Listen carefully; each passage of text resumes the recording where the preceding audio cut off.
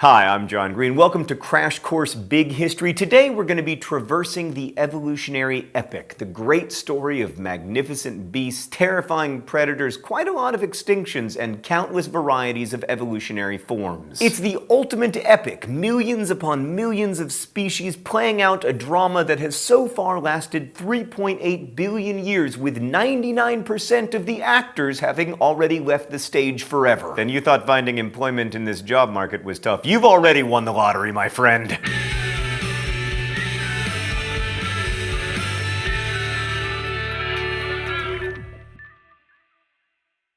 The keystone of our story is evolution by natural selection. So in the 1830s, a young Charles Darwin traveled around the world on the HMS Beagle. Inarguably, by the way, the most important beagle of all time. I apologize, Snoopy, but it's true. Darwin had the rare and amazing opportunity to study a great variety of the world's wildlife, and upon returning to England, he discovered that a variety of finches he had collected on the Galapagos Islands had beaks that were subtly adapted to their different environments and food sources. Darwin later combined this idea with the observation of how populations tend to overbreed and strain their resources. I mean, if there's competition for resources in an environment, then animals with useful traits would survive and pass those traits on to their offspring. Those who didn't survive long enough to reproduce would have their traits wiped out from the evolutionary tree.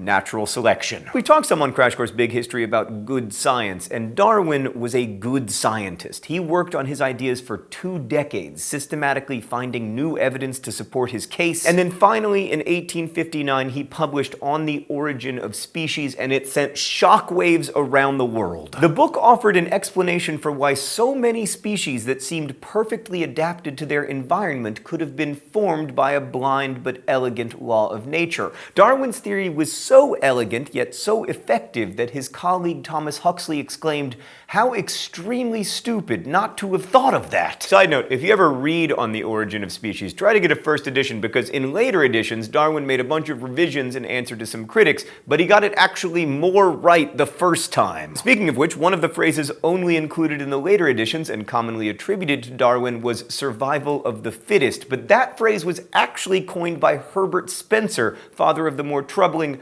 social Darwinism, which tried to apply nature's rather harsh laws to human social orders. I prefer Darwin's original phrase, natural selection. Everything from cuckoo birds that lay their eggs in the nests of other birds, to giraffes whose long necks are good for reaching food in high trees, to humans whose brains make up for their fragile bodies, are selected for naturally. An even better phrase, though, would be non-random selection, or maybe even non-random elimination. While all genetic mutations are generated by a random copying error or random variation completely beyond the animal's control, the selection of those traits is not random. Successful variations that allow you to survive and reproduce are determined by the very specific circumstances of your environment, where elimination, death, might not be far away. So the selection of your traits is done by a very specific and sometimes brutal list of criteria. This is why people who say that they don't understand how all animals could have evolved by chance don't really understand how evolution works. Here's another phrase that doesn't get it right.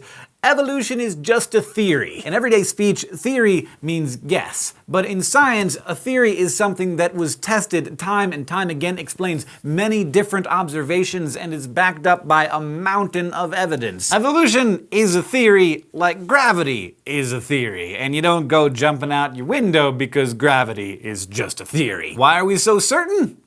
Emily knows. Evolution is one of the most tested, most utilized, and widely accepted theories in science. It's backed up by literal tons of fossil evidence, which can show us shared traits with species that no longer exist and help us map out lines of descent for creatures around today. DNA sequencing further tells us about lines of descent, and you can measure the commonality of the DNA possessed by 2 animals to tell how closely related they are and when they may have split off from a common ancestor. Radiometric dating allows us to assign dates to various fossils, further helping us map out lines of descent. Then there's the simple fact that extinct species are always found in the same rock layers you'd expect to find find them, which is why you don't see a bunny skeleton in Cambrian rock layers from 500 million years ago. That's also how we know that Dimetrodon is not a dinosaur. Closely related species are often geographically distributed near one another. That's not to mention that we can see evolution happening before our very eyes, whether it be the discovery of a new species that recently moved into a different environment, the development of newly adapted bacteria into superbugs, the evolution of new breeds of rapidly reproducing insects, or the almost constant changes in gene distribution in animal populations all over the world. So, remember the prokaryotes and the eukaryotes? Gradually, some single-celled eukaryotes began to work together in a thing called symbiosis, where one cell did something in exchange for another cell doing something else, thus aiding the survival of both. Some eukaryotes became so cooperative and even interwoven that one cell could not possibly live without the other. Symbiosis was particularly handy in times of disaster. Around 650 million years ago, the Earth was completely frozen over. Snowball Earth was not a great place for life. Many underwater bacteria survived under the ice in oceans. Photosynthesizers may have survived in small hotspots where there was liquid water. In such constrained conditions, it's likely that individual cells started to work together more and more. Now is where we start to blaze through the evolutionary epic of complex multicellular life. Between the start of complex multicellular life and today, there have been 5 mass extinction events. In nature, species compete in niches. It's also called niches, depending on where you're from, but I call them niches. Is an area of the environment that requires a special set of skills and traits to extract food and reproduce. When niches are full, competition is heavy, traits become finely tuned, and evolution generally slows down a little. But when a disastrous extinction event wipes out the majority of the animals living in a niche, the surviving species have room and a lack of competitors to evolve new traits very fast to fill the niche again in what we call an adaptive radiation. The evolutionary epic is dotted with periods of niches filling up, being swept clean by disaster and filling again by new rapidly evolving species. Example, for the longest time dinosaurs ruled the earth and mammals were a puny, timid race of small shrew-like creatures that stayed out of their way. Sometimes we burrowed in the ground or only came out at night or confined our diet to tiny bugs.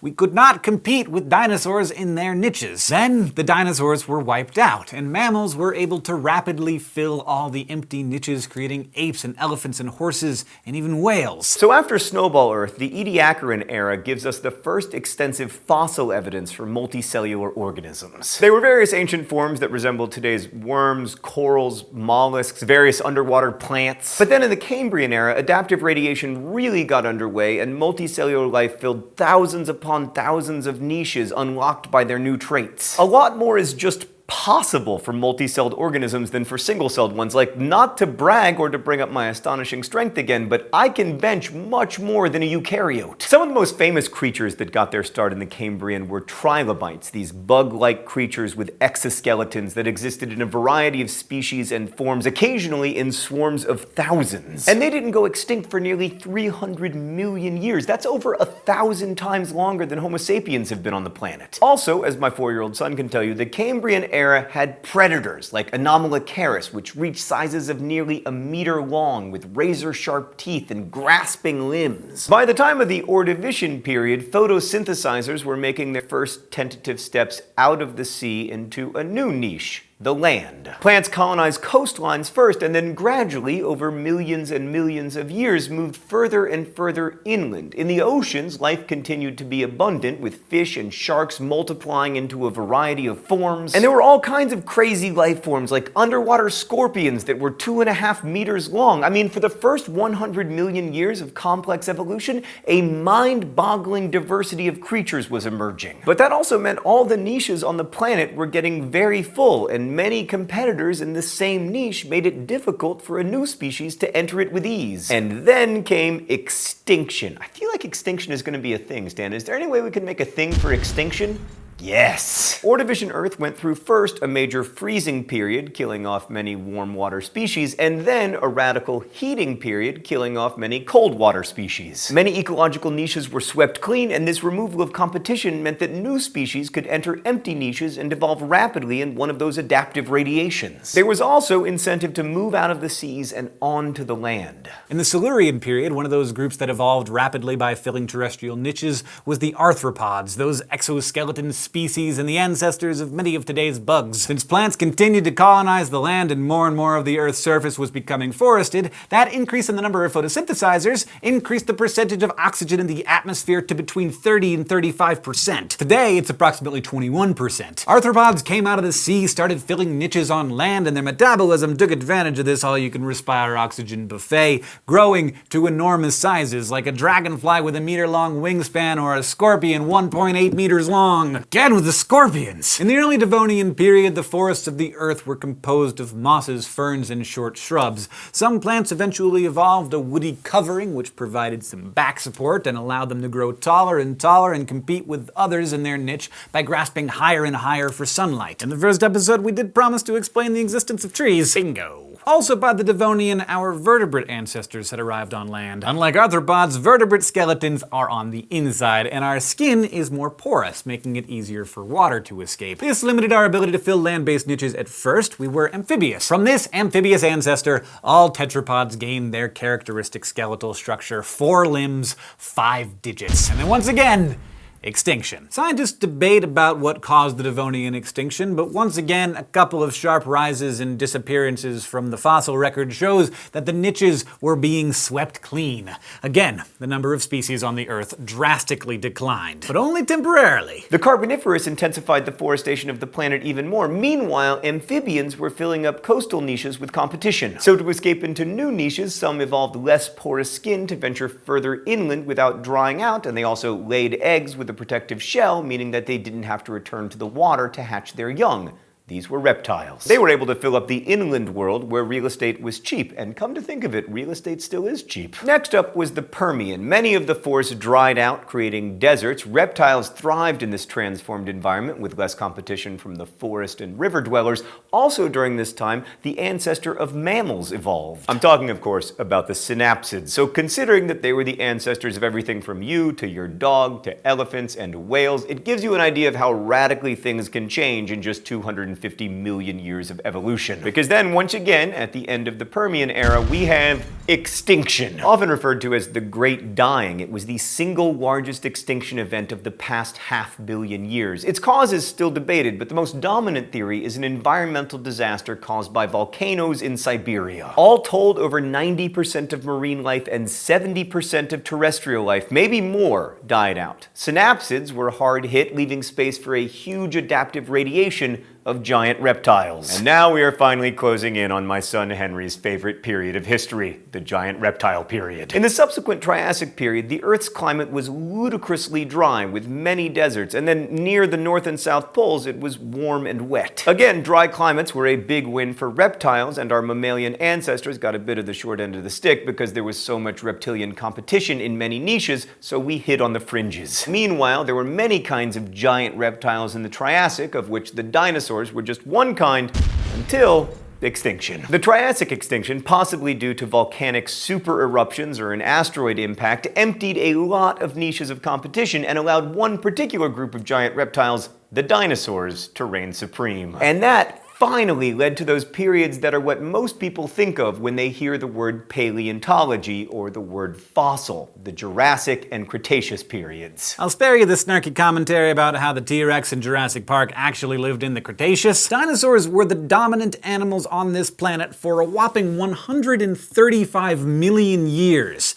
That's 540 times longer than our species has even existed. To help you understand this, consider 2 of the most iconic dinosaurs, Stegosaurus and T-Rex. Stegosaurus was around in the late Jurassic, T-Rex was around in the late Cretaceous. They are separated by roughly 88 million years. Humans and T-Rex are separated by less time than T-Rex and Stegosaurus. Approximately 65 million years ago, the reign of the dinosaurs ends, you guessed it, in extinction. A rock roughly 10 kilometers across crashed into the present-day Yucatan Peninsula with 1 million times more force than all the nuclear arsenals of the world combined. Bad for the dinosaurs, but it opened up a lot of niches previously occupied by them. Many small mammals were able to survive by burrowing or simply requiring less food. They were then in a position for another adaptive radiation. Small mammals quickly evolved into an immense variety of larger forms. And so was the story of complex life on on Earth during the evolutionary epoch. Next week, we will explore the nascent beginnings of a new phase of complexity, the accumulation of more knowledge generation after generation, and the intensification of a newfangled evolutionary invention, culture. See you next time.